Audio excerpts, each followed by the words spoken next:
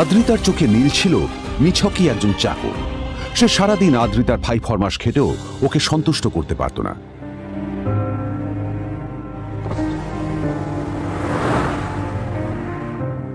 এত কিছুর পরেও কেন একজন ধনী বাবা তার মেয়েকে গরিব ছেলের সাথে বিয়ে দিলেন?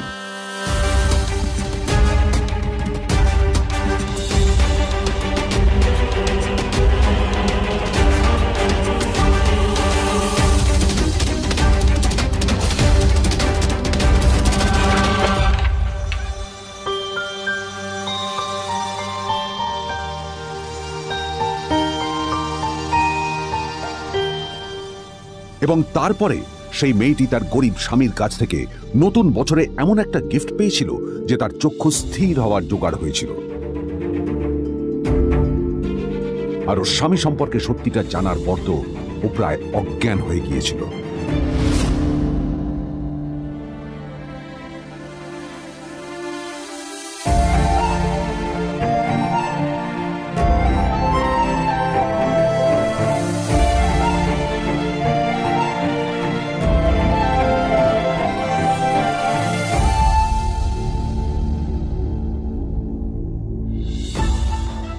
আমার বাবা সবচেয়ে বড় ভুল করেছে তোমার মতো একটা গরিব ছেলের সাথে আমার বিয়ে দিয়ে। আমার সব বন্ধুদের স্বামীরা ওদের কত দামি দামি গিফট দেয়, আর তুমি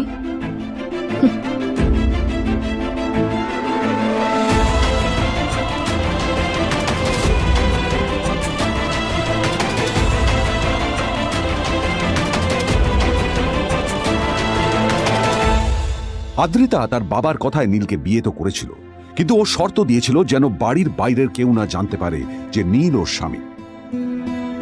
নীল ওই বাড়িতে ঘর জামাইয়ের মতো থাকলেও ও যেন ওখানে একজন চাকর ছিল। সবাই ওকে অপমান করত। ওই বাড়িতে না ও ঠিকমতো খাবার পেত, আর না ওর কোনো আলাদা ঘর ছিল। কখনো কার্পেটের উপর ঘুমোতো, তো কখনো আবার পোষা কুকুরের ঘরের পাশে নীলকে ঘুমোতে হতো। হাত খরচ মেটাতে ও এক জায়গায় ওয়েটারের কাজও করত। আদ্রিতা তার বন্ধুদের বলেছিল যে আদ্রিতা বিদেশে বিয়ে করেছে আর তার স্বামী লন্ডনের একজন খুব বড় বিজনেসম্যান। কিন্তু যখন আদ্রিতার বন্ধুরা ওকে ওদের স্বামীদের দেওয়া দামি দামি গিফটগুলো দেখাতো, তখন লজ্জায় ওর ভিতরটা পুড়ে ছাই হয়ে যেত।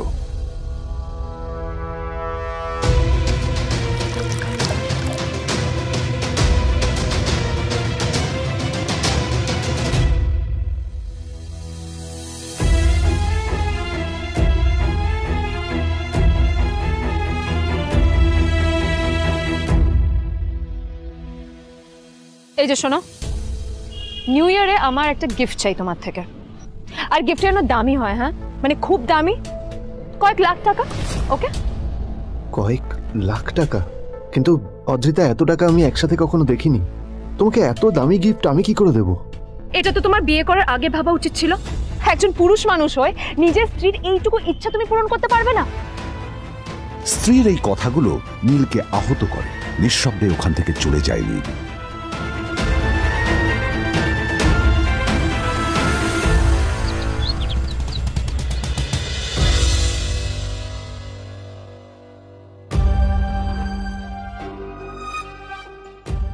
দুদিন পর নিউ ইয়ার পার্টির আগে নীল আদ্রিতার কাছে এসে একটা গিফট প্যাক দেয়।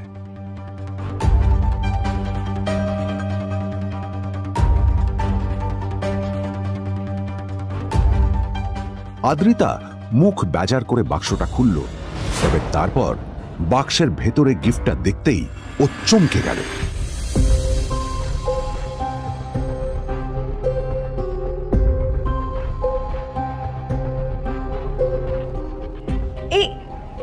এই ফোনটা মানে এটা তো একটা স্পেশাল এডিশন। এটার দাম তো 3 কোটি টাকা। তুমি এটা পেলে কোথা থেকে? আসলে এটা অরিজিনাল নয়।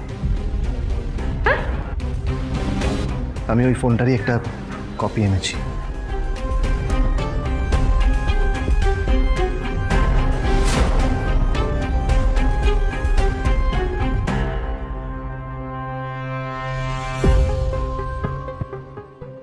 কিন্তু আদ্রিতার নীলের কথা একটু সন্দেহ হয়, কারণ ফোনটা দেখে একেবারেই আসল বলেই মনে হচ্ছিল। পরের দিনই আদ্রিতা ওই কোম্পানির শোরুমে গেল। এই ফোনটা একটু দেখুন না প্লিজ। ওয়াও, আচ্ছা ম্যাম, আপনি কি মিস্টার রয় চৌধুরীর বন্ধু? কে মিস্টার রয় চৌধুরী? ও, আপনি কি ওই রয় চৌধুরী গ্রুপ অফ ইন্ডাস্ট্রিজের মালিকের কথা বলছেন? হ্যাঁ। না না, আমি ওনাকে চিনি না। আমি কেন, আমার মনে হয় কেউই ওনাকে চেনে না। বড় বড় মানুষেরাই ওনা দেখা পান না। আমিও কোনোদিন ওনাকে দেখিনি, কিন্তু সাডেনলি আপনি এই প্রশ্নটা করলেন কেন?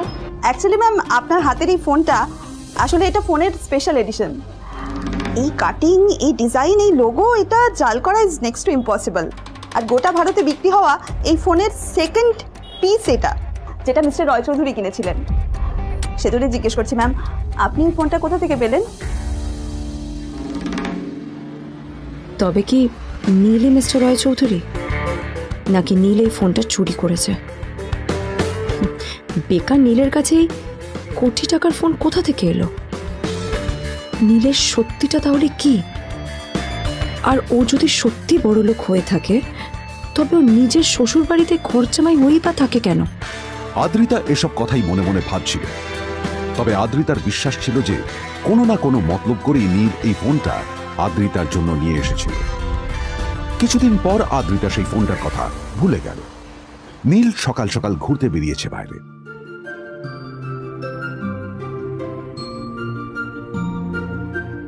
কটা বাজে রে? আমার খুব লেট হয়ে গেছে, বুঝলি? তোরা খেল, ঠিক আছে? তোরা খেল, আমি আসছি।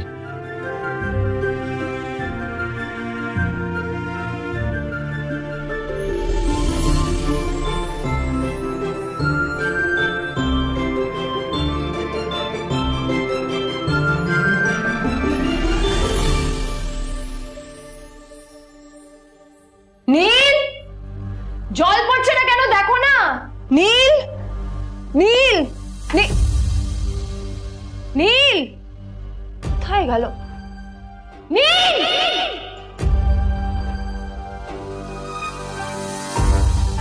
নীল, নীলকে ডাকছে কেন বলতো? ওইদিকে বাড়িতে আদ্রিতা আর চিত্রা আশ্চর্য হয়ে গেল যে নীল হঠাৎ কোথায় উধাও হয়ে গেল। মা তোমাকে কিছু বলে গেছে নীল? হ্যাঁ, কোথায় গেছে ও? না, আমি ওর কোনো খোঁজ খবর রাখি না। আমার একটা কথা মনে হচ্ছে, ওকে না এবার একটু শীতে করতে হবে। একটা কাজে যদি আসতো ছেলেটা, যখনই কোনো কাজের কথা বলি ভ্যানিশ হয়ে যায়। আমি ওকে বলেছিলাম আর&বি গোল্ডেন ডায়মন্ডস থেকে আমার সেটটা নিয়ে আসতে, আনেনি। আনেনি। আজকেও ভালো করে অফিসে নিয়ে যাব, ভ্যানিশ হয়ে গেল। কোথায় গেল কে জানে। আমার ভাগ্যে জুটেছে এরকম একটা ছেলে। দিদি, তুমি কেন বিয়েটা দিয়েছিলে আমাকে? এটা আবার কি বলছিস? আমার কি দোষ?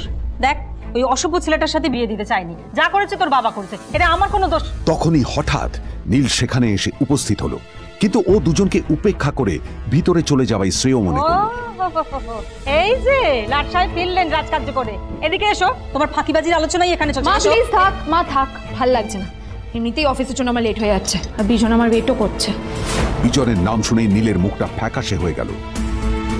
আদ্রিতা নীলকে উপেক্ষা করেই বলল, আরে যে এই ছেলেটার মতো আর একটা ফাঁকিবাজ না তুমি পাবে না।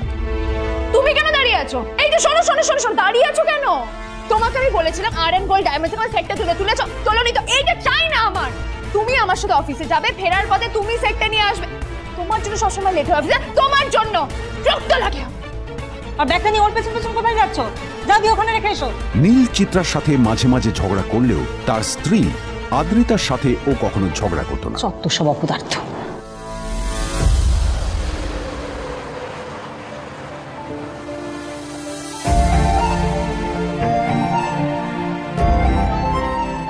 কিছুক্ষণের মধ্যেই তারা আদ্রিতার অফিসে পৌঁছে গেল। আদ্রিতা গাড়ি থেকে নামতে নামতে দেখলো যে তার কাছে অনেকগুলো ফাইল আছে। নীলের দিকে তাকিয়ে ওকেই ফাইলগুলো নিয়ে ভেতরে আসতে বলল। তাহলে হাঁ করে দাঁড়িয়ে আছো কেন? ফাইলগুলো নিয়ে ভেতরে এসো।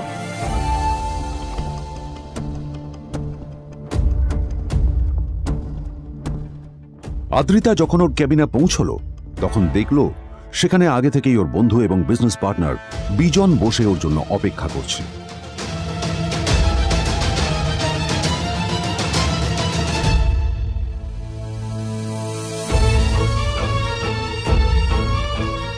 কোথায় ছিলে বলো? আমি 1 ঘন্টা ধরে তোমার জন্য এখানে ওয়েট করছি। এই লোকটার কি কোনো কাজকর্ম নেই? 1 ঘন্টা ধরে বসে আমার স্ত্রী আদ্রিতার জন্য অপেক্ষা করছে। সরি বিজন, আমি খুবই দুঃখিত যে বাড়ির কিছু লোকের জন্য না আমার সবসময় লেট হয়ে যায়। আদ্রিতার কথা শোনার পর বিজনের 1 ঘন্টা অপেক্ষা করার অভিযোগ 1 মুহূর্তের মধ্যে মিলিয়ে গিয়েছিল। কি হলো, হাসছো কেন? লটারি পেলে নাকি? লটারি? হ্যাঁ, তুমি আসা মানে আমার কাছে লটারির থেকেও বেশি দাম। তবে তার থেকে কিঞ্চিত কম দামি একটা গিফট আমি তোমার জন্য এনেছি।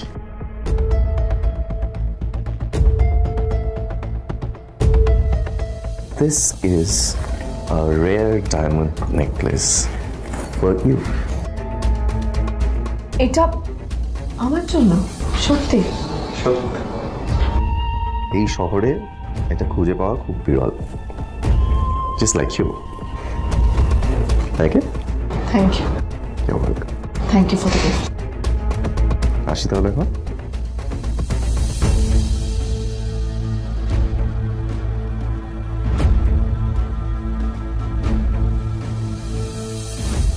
আদ্রিতা, আমি আজ পর্যন্ত তোমাকে কোনো রকম উপদেশ দিইনি, কিন্তু আজ আমি তোমাকে বলতে বাধ্য হচ্ছি।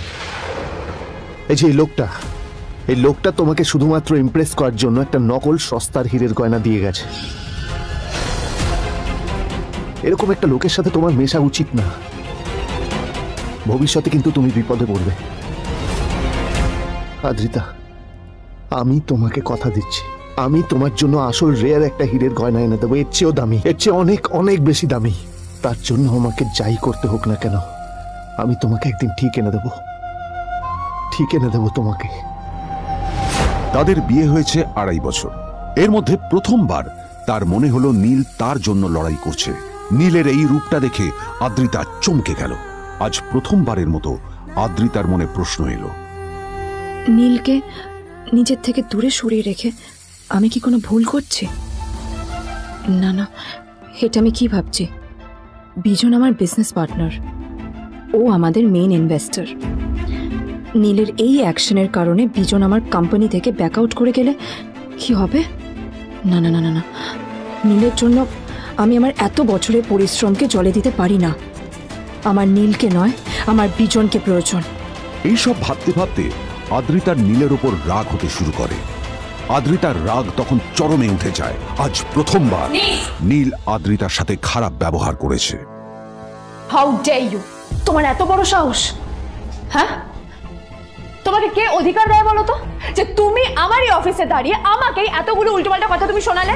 তোমাকে এখানে আনাই আমার ভুল হয়েছে, সবচেয়ে বড় ভুল হয়েছে। এবার চুপচাপ এখান থেকে বেরিয়ে যাও, right now. Get out! Neel আদ্রিতার এই কথার কোনো উত্তর দিল না। নীল জানতো যে ও যতই কথা বাড়াবে আদ্রিতা ততই বেশি রেগে যাবে। আদ্রিতা যেন তেন ভাবে নিজের রাগ চেপে ব্যাপারটা ওখানেই শেষ করার চেষ্টা করলো, কিন্তু ও তো জানতো না যে ব্যাপারটা তখন সবে শুরু হয়েছে। কি হলো, শুনতে পাচ্ছিস না? কালা নাকি? আমারই সামনে দাঁড়িয়ে আমার কেনা গিফট নিয়ে তুই মজা করলি? কত বড় সাহস রে তোর! নিজেকে তো বিক্রি করে দিলে ওরকম একটা ডায়মন্ড নেকলেস তুই কিনতে পারবি না। তোর এই গরিবের পারফিউম, সস্তা শার্ট, পায়েটা ফাটা চপ্পল নিয়ে নিজেকে বড় হিরো মনে করছিস? তোর নিজের কত দাম সেটা তোর নিজের জানা উচিত। Zero, big zero. সালা করছে মাইক। চল।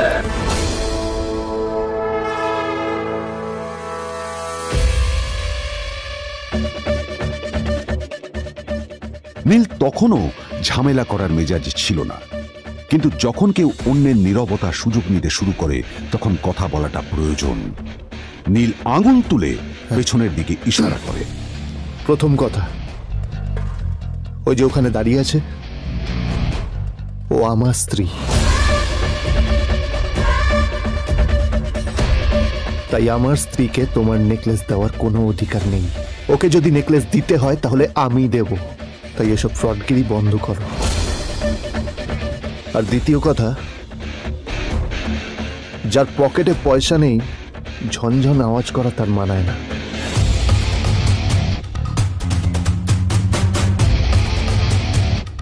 নীল বিজনকে তার সোয়াগ দেখিয়ে বেরিয়ে গেল।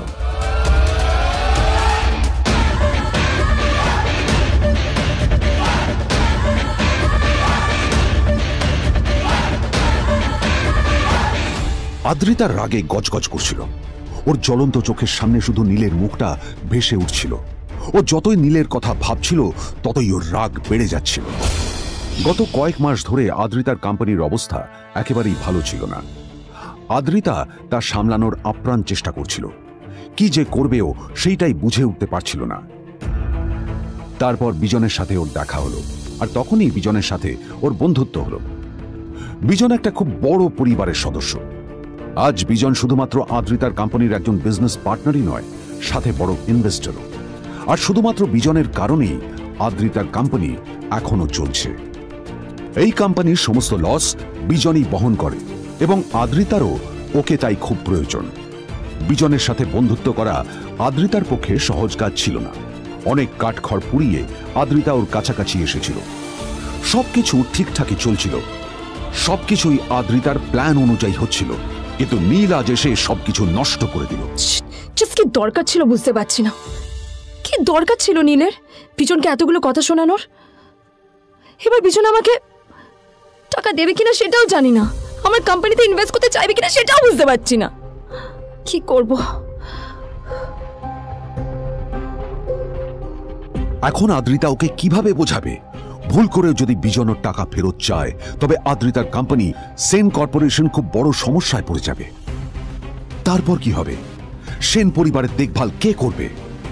এইসব ভাবতে ভাবতে আদ্রিতা নিজের উপরেও রেগে গেল। আসলে দোষটা ওর নিজেরই। আদ্রিতা কেন নীলকে ওদের মাঝে আনতে গেল? নীলকে অফিসে নিয়ে আসারই বা কি দরকার ছিল? আর যদি সে নীলকে সাথে করে না আনতো তাহলে বিজন এখন ওর সাথেই বসে থাকতো।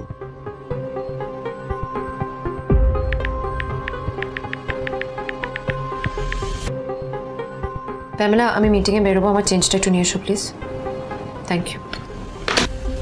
আর অন্যদিকে সেন কর্পোরেশনের অফিস থেকে বেরিয়ে নীলের খুব ফুরফুরে লাগছিল। তখনই হঠাৎ ওর ফোনটা বেজে উঠল। ফোনটা ছিল মিস্টার রায়চৌধুরী। তিনি ছিলেন শহরের সব থেকে বড় বিজনেসম্যান।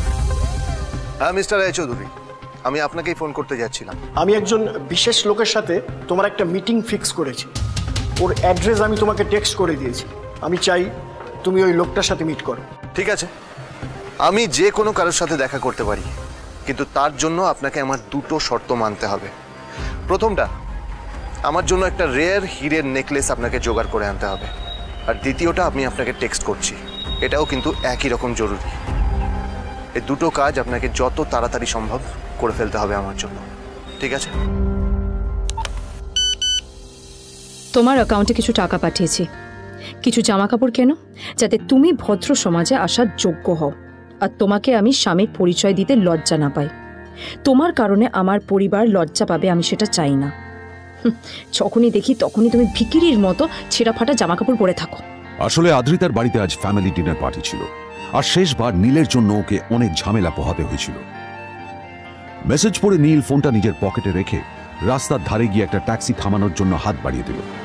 নীল ট্যাক্সি ধরে গোল্ডেন সিটি অ্যাভিনিউর দিকে বেরিয়ে পড়ল। গোল্ডেন সিটি অ্যাভিনিউ শুধু কলকাতারই নয়, এটা ছিল সারা পশ্চিমবঙ্গের সবচেয়ে বিলাসবহুল সোসাইটিগুলোর মধ্যে একটা। আসলে এই সেই জায়গা যেখানে মিস্টার রায়চৌধুরী আজ তার জন্য গোপন মিটিং ফিক্স করেছিলেন। কিন্তু নীল কার সাথে দেখা করতে যাচ্ছে এ সম্পর্কে ওর কোনো ধারণাই ছিল না। যখন নীল সেখানে পৌঁছল, পুলভিলার বাগানে বসে থাকা লোকটিকে দেখে রাগে নীলের রক্ত ফুটতে শুরু করলো। নীল ওখানে না দাঁড়িয়ে বেরিয়ে গেল। তখনই হঠাৎ একটা মেসেজ এলো। আসলে আজ আদ্রিতার ফ্যামিলি গ্যাদারিং এ যাওয়ার আগে নীলকে ওর হাই স্কুলের রিইউনিয়নেও যেতে হতো। গ্র্যাজুয়েশনের পর এত বছরে এই প্রথম নীল তার কোন কলেজ বা স্কুলের রিইউনিয়নে যাচ্ছে। এতগুলো বছরে নীল তার কোনো বন্ধুর সাথেই দেখা করেনি। নীলের তার পুরনো সহপাঠীদের কথা মনে পড়তে লাগলো, যাদের সাথে ও স্কুলে মজা করত। আজ আবার ওদের সকলের সাথে নীলের দেখা হবে।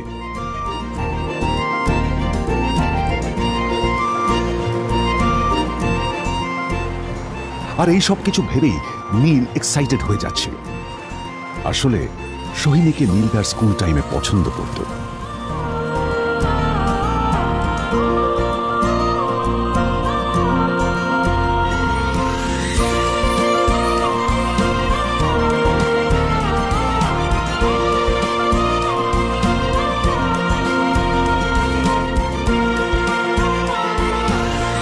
অন্যদিকে সেম কর্পোরেশনে ইনভেস্টরদের সঙ্গে আদ্রিতার মিটিং একেবারেই ভালো যায়নি। তাকে দেখে বেশ গম্ভীর মনে হচ্ছিল।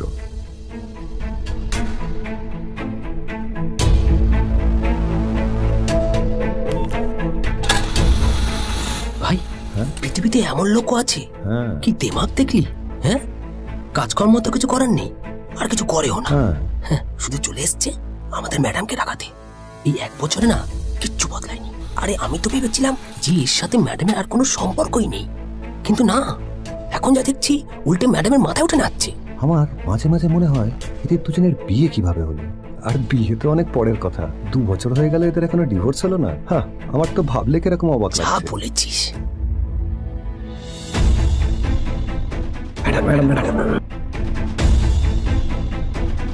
অফিসে চলতে থাকা এইসব কথা শুনে আদ্রিতার আরো রাগ হলো। আদ্রিতা ক্যাবিনে যাওয়ার পরে রাগকে নিয়ন্ত্রণ করা ওর পক্ষে আরো কঠিন হয়ে গেল। ও তখন বুঝতেই পারছিল না যে ওর রাগ কিভাবে নিয়ন্ত্রণ করবে। আদ্রিতা এটাও ভাবছিল যে নীলের জন্য ওকে আর কত অপমানিত হতে হবে। এসব ভাবতে ভাবতেই আদ্রিতার চোখ গেল ওর বাবার ছবিটার দিকে।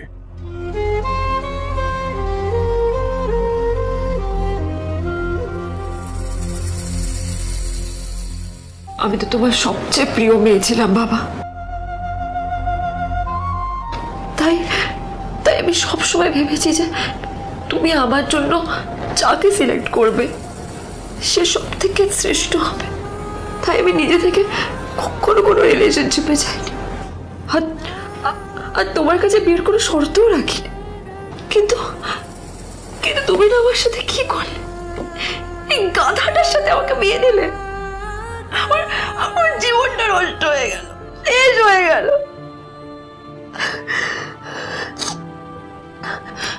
আমি যদি একটু জানতাম যে ও কিছু করে না, ঘর চাপাই হয়ে থাকবে, এইসব কাজকর্ম করে, তাহলে আমি কোনোদিনই বিয়েতে রাজি হতাম না বাবা, কোনোদিন না, কোনোদিন।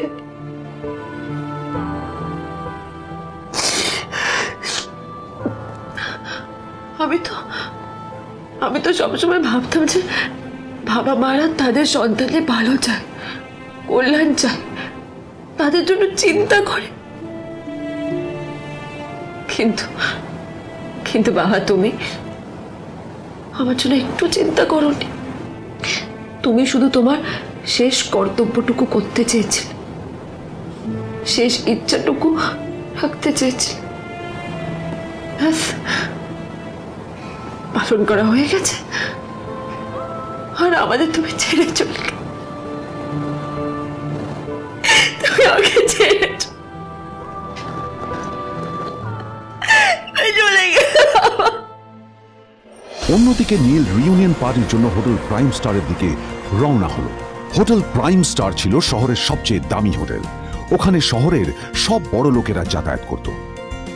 নীল যখনই তার পুরনো বাইকটা নিয়ে ওখানে পৌঁছলো, ওর পুরনো জামা কাপড়, পুরনো বাইক আর ওর পায়ে ছেঁড়া চপ্পল দেখে সিকিউরিটি গার্ড ওকে গেটের বাইরেই আটকে দিল।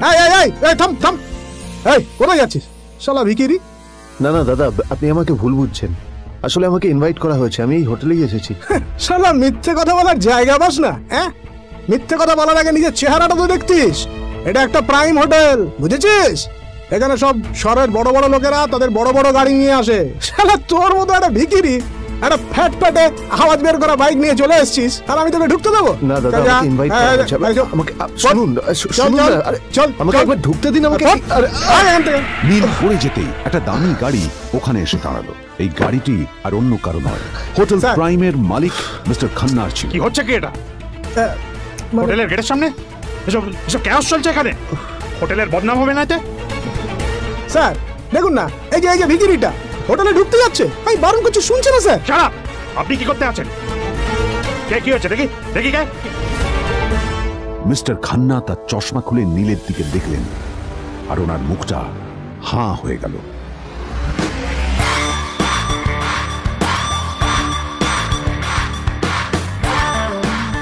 নীল স্যার, আপনি?